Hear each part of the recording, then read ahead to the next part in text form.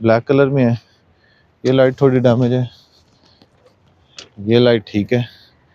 Bumper जो है यहाँ से देख लेते हैं, स्क्रैचेस हैं, ये ठीक हो जाएंगे। ये देखें, ये छत है इसकी। स्विफ्ट का ज़रा आपको ज़्यादा शौक होता है, फ्यूल इकोनॉमिक होती है। ये देखें जी, टोयोटा स्विफ्ट स्टाइल। देख लेते हैं इसको अंदर से भी, अगर खुली है तो। खुली हुई है जी, ये देखिए।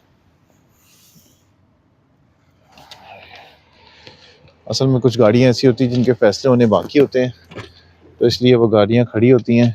जब जैसे जैसे फ़ैसले होते हैं उसके बाद ये ऑक्शन के लिए आपके लिए पेश कर दी जाती हैं। तो इसलिए अंदर से थोड़ी सी हालत इनकी ऐसी होती है, साफ़ करना होता है इनको। बाकी आप देख रहे होंगे जापानीज़ गाड़ी है, ऑटोमेटिक है। सीट्स आप देख रहे हैं, डोर्स देख रहे हैं, बहुत डिफरेंस होता है।